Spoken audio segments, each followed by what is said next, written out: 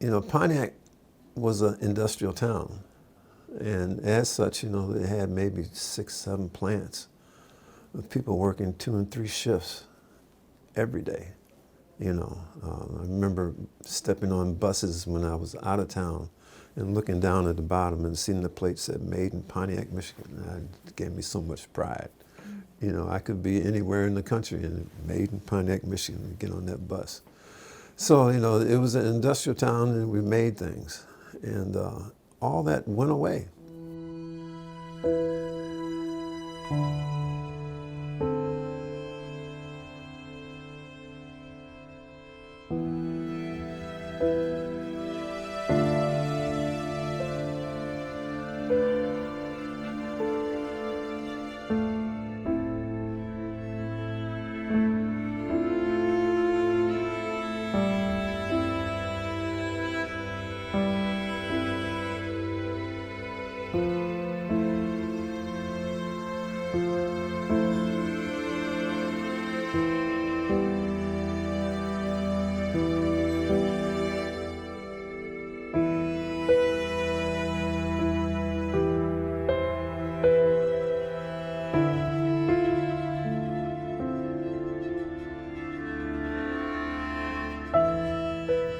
So when I watched Resilience, I brought my daughter and my husband, and at first I didn't know what to expect.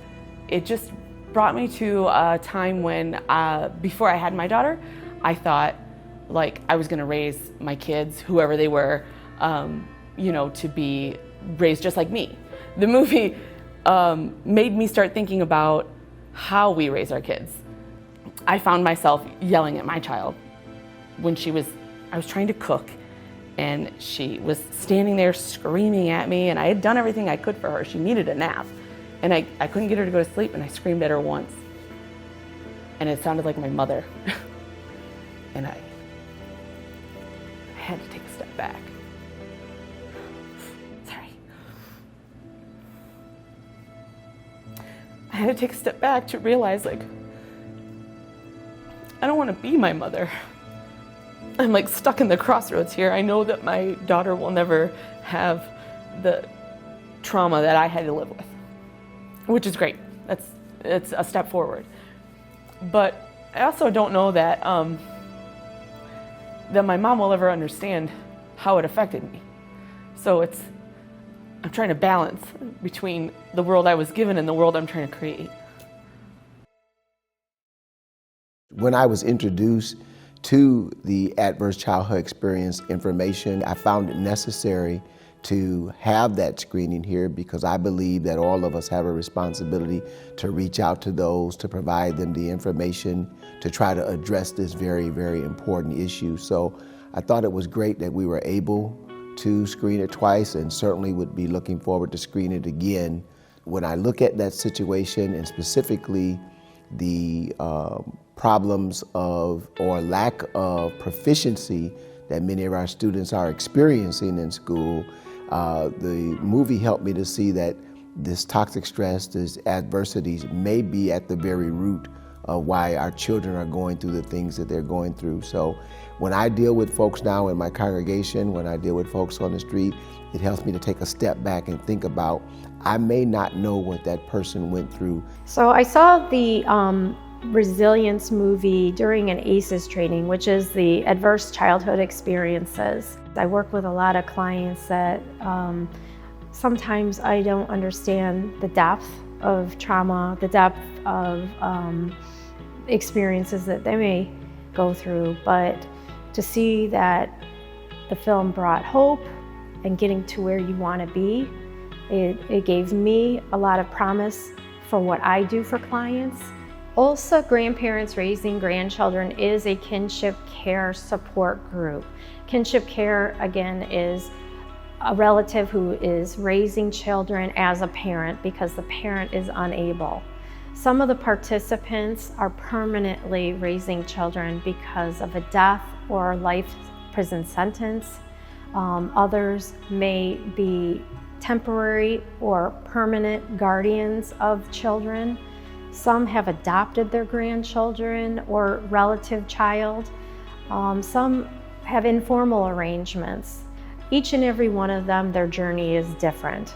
But the end result is they have children in their home they hadn't planned on raising, but out of love and to preserve family bonds, they have them there. When I discovered it, it was on one of my most critical crisis days. My daughter had had the fourth child, and she was in preschool, and I was stressed. And I went to the Circuit Building in Lake Orion, and someone said, well, they're having a grandparent meeting. I'm saying, what? They got a support group for grandparents? I said, I need to be there. And so I walked into that room, and of course, teary-eyed, because I just felt like the weight of the world was on me. I didn't have my mom yet, didn't have my brothers yet, but it was just felt like a weight.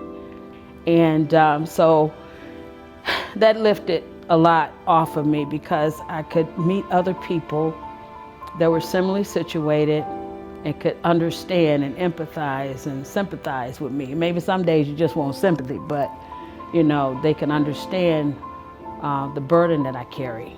And so it's just been a lifeline.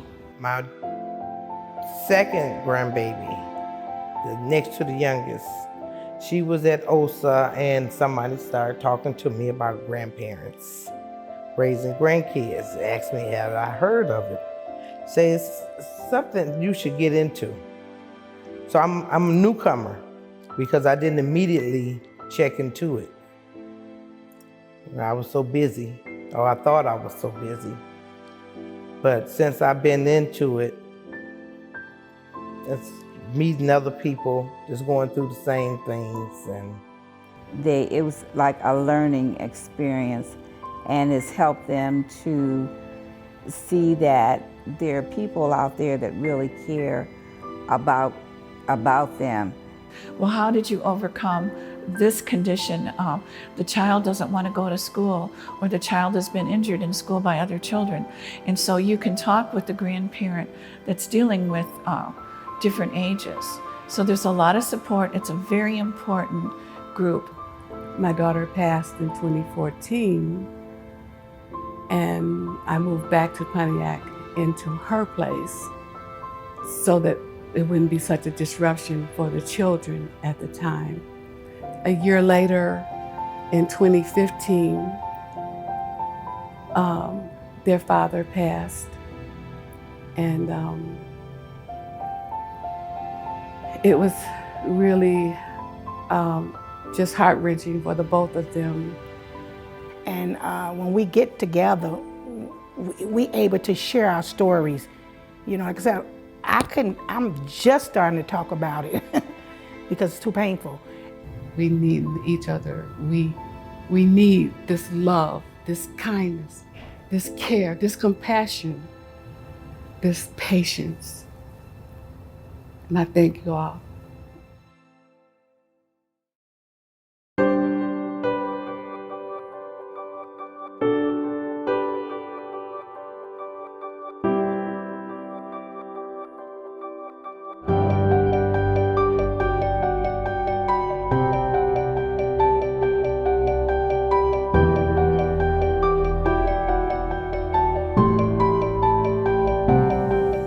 A retired teacher and principal, I knew my students were affected by different things that were happening in their lives, but I think the movie brought it home to me.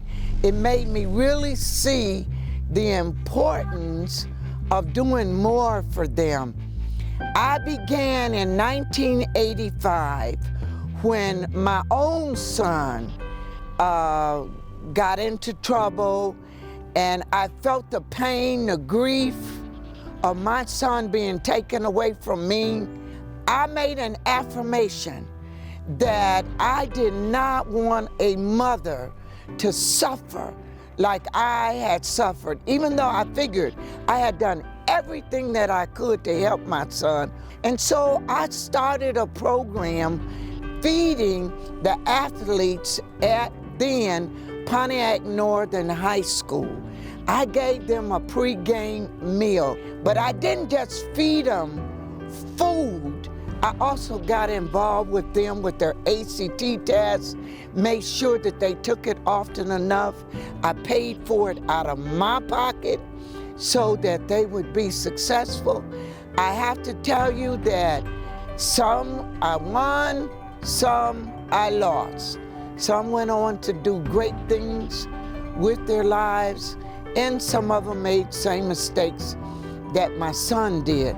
The number one thing someone needs to know when they're struggling with adversities is to know they're not alone. And when you are in a situation, you may feel like you're hopeless and that nobody understands. And I think that's why OUPIECE's Grandparents Raising Grandchildren support group is so important to kinship caregivers, because just making it to their first meeting is a huge, huge hurdle. But once they come, they feel welcome. They don't feel that isolation anymore. They don't feel that there aren't resources to help them. It is possible to get help from doctors, from your school, from your faith.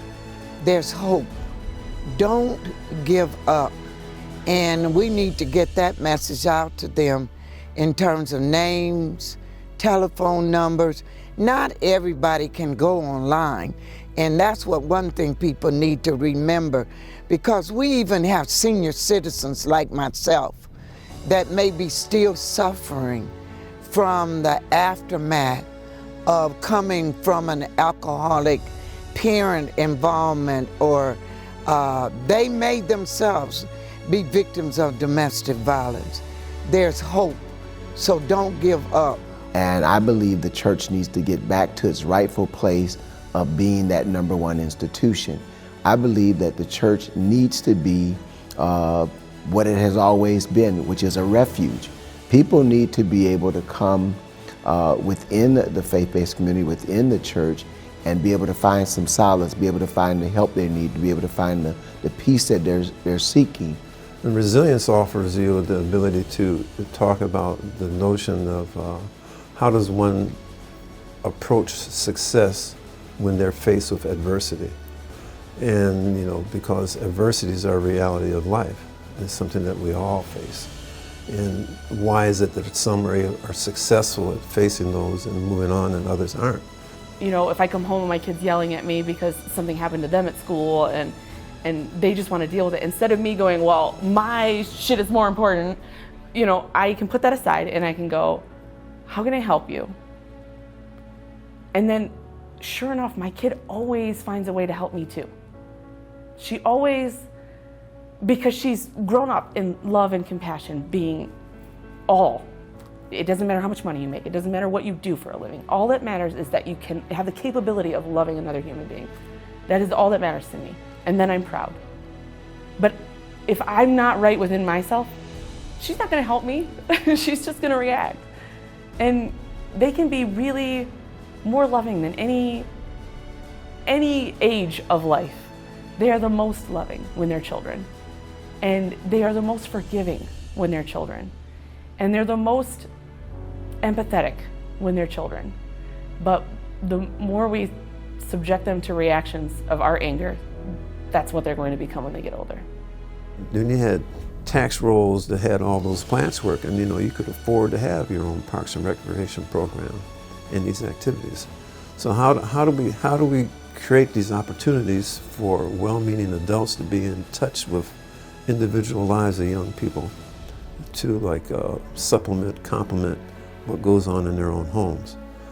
And that's a very essential part of the stability of community in terms of making resilient children. You got to remember where you came from in order to get to where you got to go. Growth is inevitable. Pontiac's bones are too strong for it not to grow.